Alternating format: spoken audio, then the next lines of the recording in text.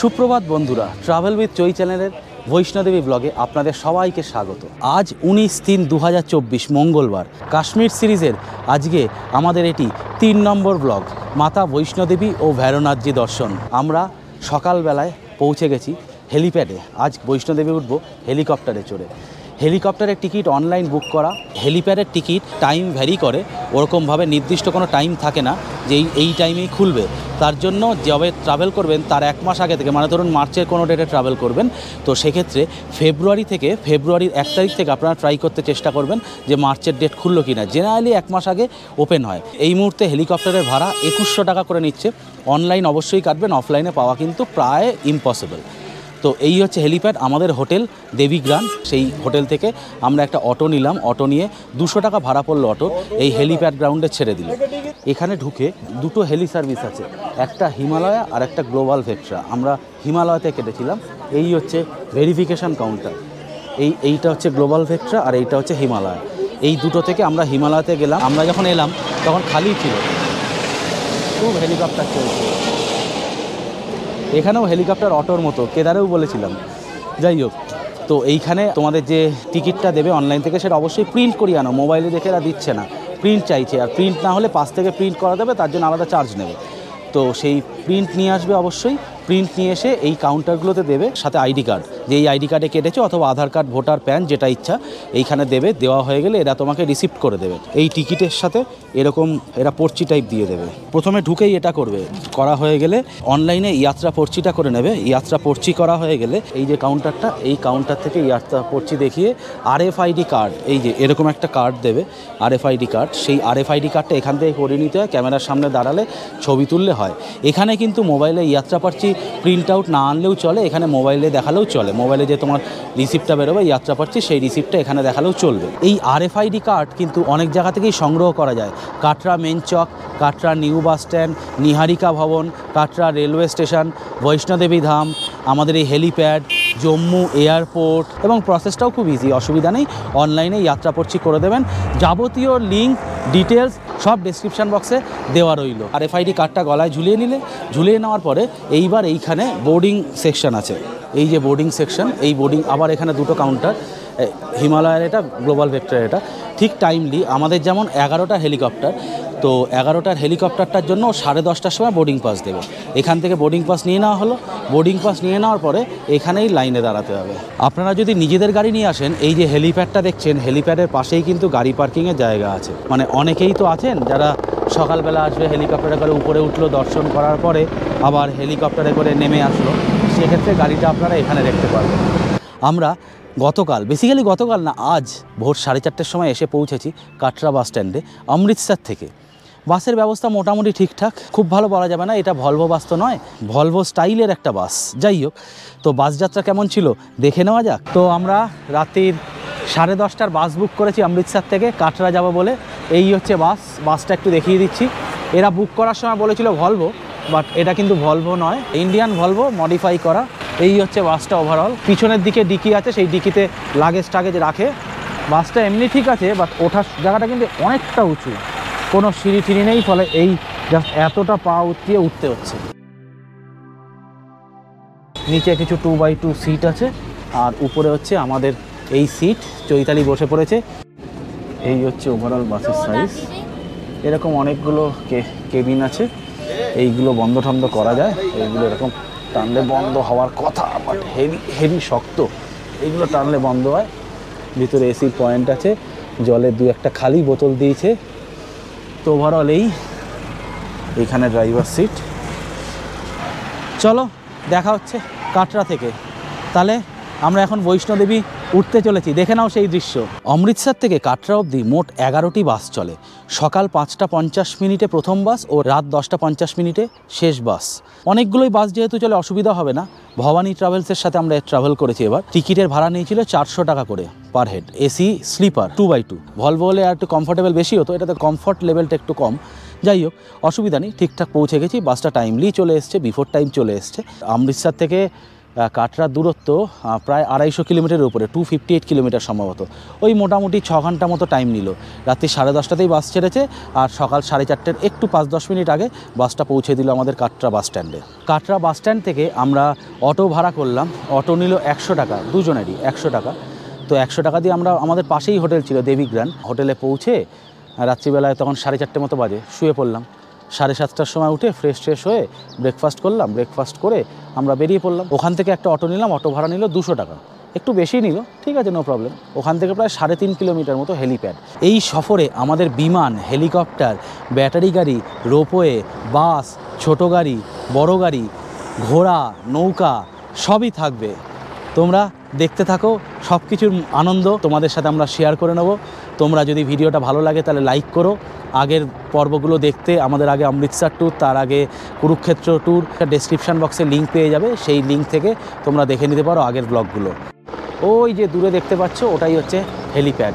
এদের গাড়ি নিয়ে যাবে, ওই কিছু ভাড়া লাগে না, কারণ ওই ভাড়াটা হেলিকপ্টারের মধ্যে ইনক্লুডেড।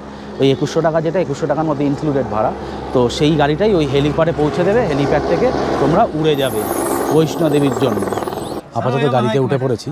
এরা বলছে নাকি ক্যামেরা যায় না, গোপ্রো নাকি যাবে না উপরে, দেখি কি হয়, চলো। তো হেলিকপ্টারে আসলাম, একটা সমস্যা হয়ে গেল। সেটা হচ্ছে এখন গিম্বেল লাগিয়ে আমাকে ভিডিওটা করতে হচ্ছে মোবাইলে। আমার সকল ব্লগার বন্ধুদেরও বলছি, হেলিকপ্টারে যদি আসো সেক্ষেত্রে কিন্তু কোনো রকম ক্যামেরা অ্যালাউড না হেলিকপ্টারে। তো সেই জন্য হেলিকপ্টারে আসলে ক্যামেরা নিয়ে আসা যাবে না, এটা আমরা আগে জানতাম না। তার জন্য আমরা হেলিকপ্টারটা বুক করি, না হলে হেলিকপ্টারটা বুক করতাম না, হেঁটেই উঠতাম, কোনো ইস্যু ছিল না। কিন্তু হেলিকপ্টারটা ভাবলাম তোমাদের দেখাবো, কিন্তু হেলিকপ্টার দেখানো হলো না। এখানে সিকিউরিটি রিজনের জন্য এই সব বন্ধ। হেলিকপ্টারের একটা ছবি পর্যন্ত তুলতে দিল না। হেলিকপ্টারে ওঠার আগে মোবাইলটা পর্যন্ত নিয়ে নিল, এই ব্যাকপ্যাক নিয়ে নিল, নিয়ে ওরা পিছনে বসলো।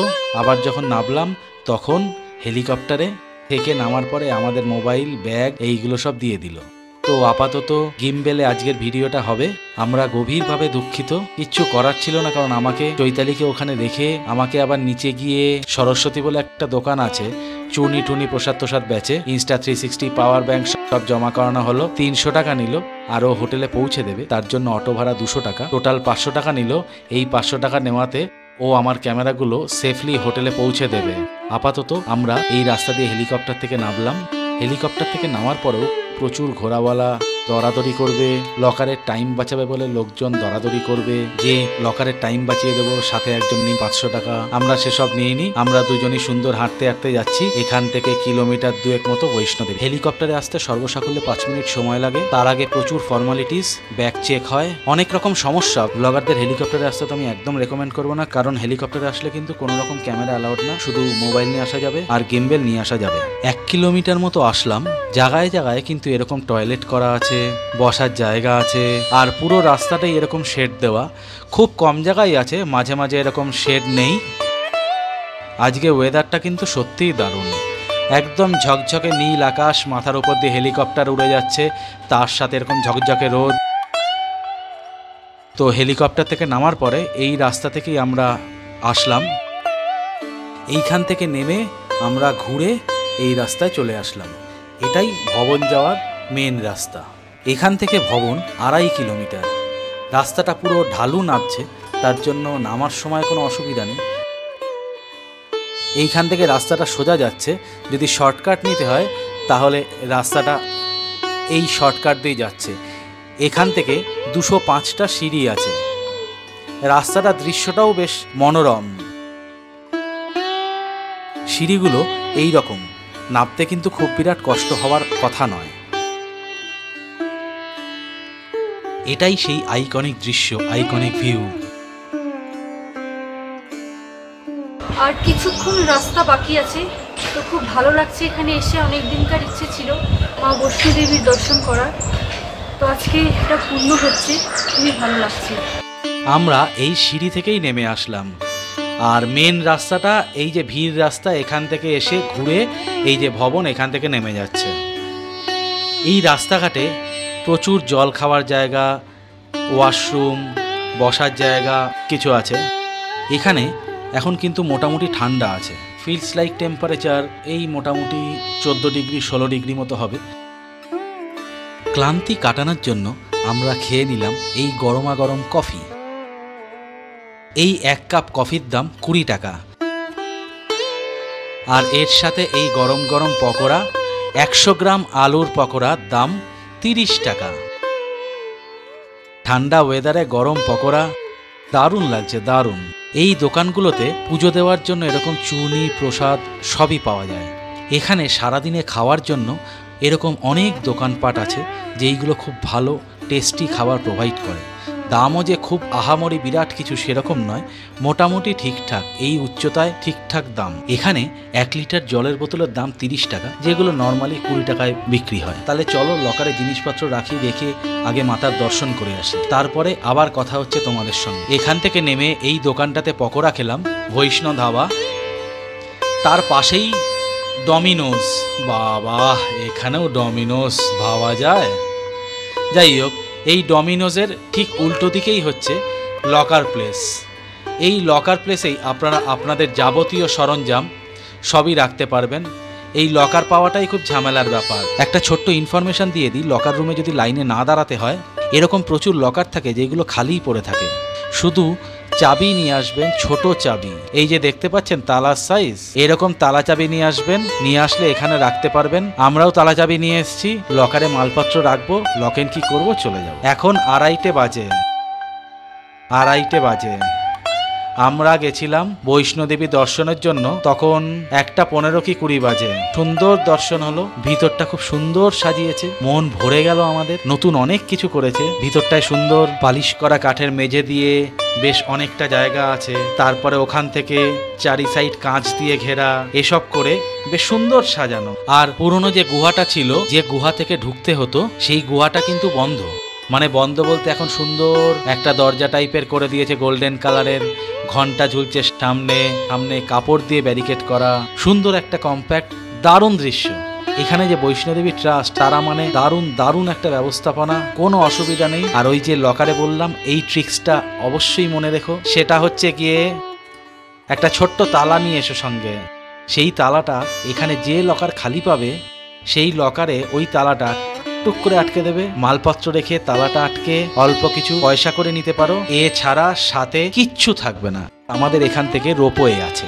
বৈষ্ণোদেবী মাতা রানী, ত্রিকুটা, আম্বে মা এবং বৈষ্ণবী নামেও পরিচিত।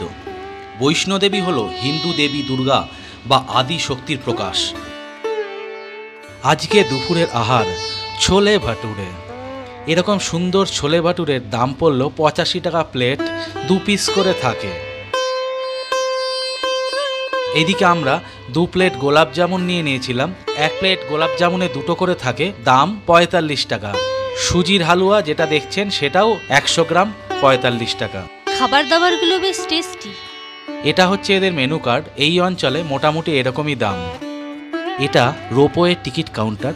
অফলাইনে টিকিটের জন্য ইনারা দাঁড়িয়ে আছেন। আমাদের তো অনলাইনে টিকিট কাটা, এবং আপনাদেরও আমরা রেকমেন্ড করব অবশ্যই অনলাইনে টিকিট কাটবেন, কারণ অফলাইনের কোনো গ্যারান্টি নেই টিকিট পাওয়া যাবে কি যাবে না। জেনারেলি পাওয়া যায়, তবে সেক্ষেত্রে লাইনটা কিন্তু অনেকটা লম্বা পড়ে। রোপওয়ে টিকিটের জন্য ভবন থেকে ভৈরোনাথজি, ভৈরোনাথজি থেকে ভবন, এইটার টোটাল দাম হচ্ছে কি 100 টাকা, মাত্র 100 টাকা।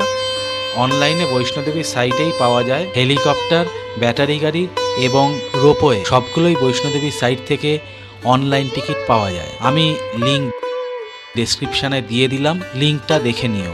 এবার আমরা রোপওয়ের লাইনে দাঁড়িয়ে পড়েছি। যথারীতি অনলাইন কিউটা প্রচণ্ডভাবে খালি।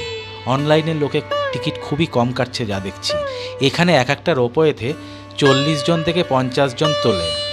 এখানে পুরো বনগাঁ লোকালের মতো রোপওয়ে, দেখুন ওরকম একটা ডিব্বা, তার মধ্যে 40-50 জন ঠেসে উঠে পড়েছে। এইবার এসে জেনারেল লাইনে আমরা পড়লাম। অফলাইন অনলাইন সব একসাথে জেনারেল লাইনে পড়লাম। এখানে লাইনটা মোটামুটি ভালোই আছে, তবে রোপওয়ে সার্ভিস কিন্তু এদের এখানে খুব প্রম্পট, খুব তাড়াতাড়ি লাইনটা কেটেও যায়। এদের এখানে টোটাল দুদিকে 2টো রোপওয়ে আছে। 2 সাইডে যে 2টো রোপ দেখছেন, সেই দুদিকে 2টো রোপওয়ে আছে, একটা উঠছে একটা নামছে, এইভাবেই চলে, এবং লোকজন এক সাইড থেকে ওঠে আর এক সাইড থেকে নামে। বৈষ্ণোদেবী মহাকালী, মহালক্ষ্মী এবং মহাসরস্বতীর সম্মিলিত রূপ। দেবীর বাহন সিংহ, বৈষ্ণোদেবীর আবহাওয়া সাধারণত বেশিরভাগ সময় ঠান্ডা থাকে, কারণ বৈষ্ণোদেবীর উচ্চতা সমুদ্রপৃষ্ঠ থেকে প্রায় 5200 ফুট। কাটরা থেকে মন্দির অবধি ভক্তদের প্রায় 15 কিলোমিটার পদযাত্রা করতে হয় দেবীর দর্শনের হেতু। দেবীর দর্শনের পর ভৈরবনাথজির দর্শন আবশ্যিক, অন্যথায় মাতা দর্শন সাফল্য পায় না। সেক্ষেত্রে আরও 2 কিলোমিটার খাড়াই রাস্তা উপরে উঠতে হয়, হেঁটে যাওয়া যায় অথবা রোপওয়ের ব্যবস্থা আছে।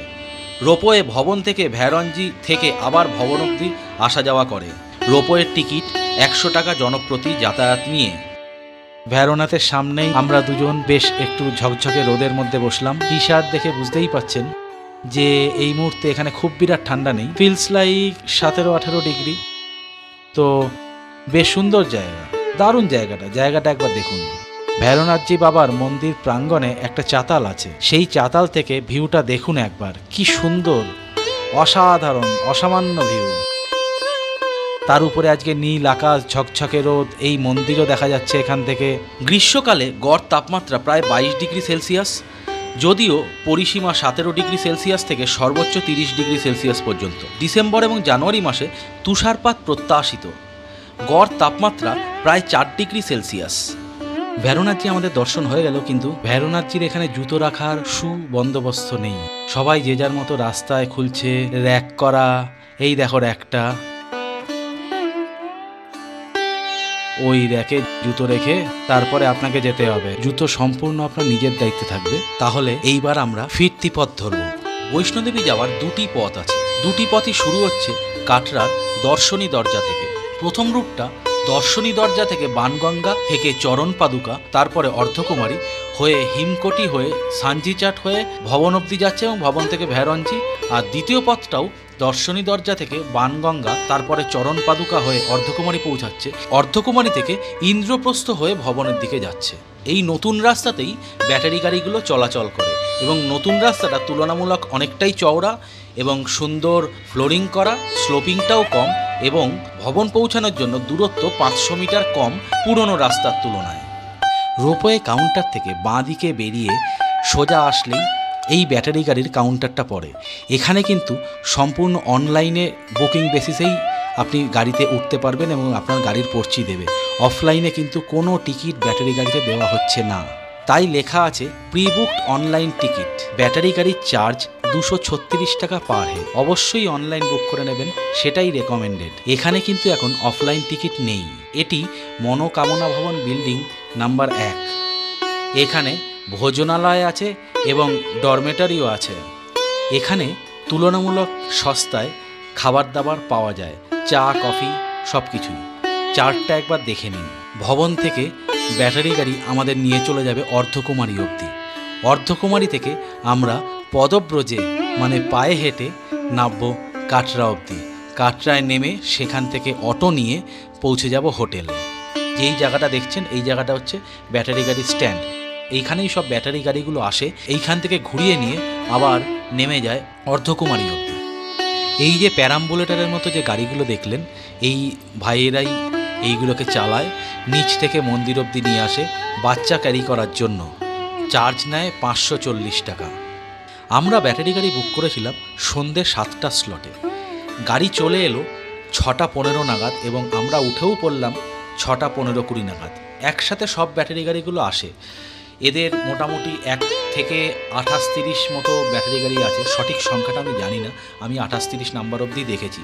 তো আপনার টোকেনে যে নাম্বার থাকবে সেই নাম্বার দেখে আপনি ব্যাটারি গাড়িতে উঠে পড়বেন। ব্যাটারি গাড়ি ওঠার পরে মোটামুটি যানজট মিলিয়ে আপনাকে 25 মিনিটে নামিয়ে দেবে অর্ধকুমারী অবধি। যদি অর্ধকুমারী মন্দিরে যেতে চান, ড্রাইভার দাদাকে বলতে পারেন আমি অর্ধকুমারী মন্দিরে যাব, সেক্ষেত্রে উনি স্ট্যান্ডের একটুখানি আগেই অর্ধকুমারী মন্দির, সেখানে নামিয়ে দেবে। ব্যাটারি গাড়িগুলো কিন্তু এভাবেই এই নতুন রাস্তা দিয়ে চলাচল করে। এটাই হচ্ছে অর্ধকুমারীর ব্যাটারি গাড়ি স্ট্যান্ড। এখানে এদের চার্জিং পয়েন্ট আছে এবং প্রতিটা ট্রিপের পরে এরা এসে এখানে চার্জ করে গাড়িগুলো। প্রিভ্যালেন্স গ্রিন কার সার্ভিস এরাই প্রোভাইড করে এই ব্যাটারি গাড়িগুলো। এই নতুন রাস্তাটা তুলনামূলকভাবে অনেকটা কম চড়াই এবং রাস্তাটা বুঝতেই পারছেন কি সুন্দর ফ্লোরিং করা, ফলে ওঠানামাতে খুব বিরাট কষ্টের কিছু নেই। নতুন রাস্তা থেকেই আপনারা সুন্দরভাবে উঠতে পারবেন এবং নামতেও পারবেন। এই নতুন রাস্তাতে নামার সময় অনেক বসার জায়গা আছে, এই যে আলোক নামে যে জায়গাটা দেখছেন, এটা সুন্দর বসে বিশ্রাম নেওয়ার জায়গা। এটাও কিন্তু মাতা বৈষ্ণোদেবী শ্রীন বোর্ডের পক্ষ থেকে। নামার সময় এরকম চেয়ার থাকবে যেগুলো 30 টাকা ও 50 টাকা করে নেয়, খুব আরামদায়ক, মাসাজ করে দেয়। রাস্তাটা কিন্তু সত্যিই খুব ভালো এবং দু সাইডে অজস্র অসংখ্য দোকান। পথে চলতে চলতে এরকম অনেক অজস্র অসংখ্য মন্দির পড়বে, আপনারা সেইগুলো দর্শন করতে করতে মাতার নাম জপতে জপতে নিচে নামতে পারেন। এখান থেকেই ঘোড়া, পালকি, পনি এইগুলো বুক করা যায় এবং ভিডিওটা পজ করে আপনারা রেট চার্টটা দেখে নিতে পারেন।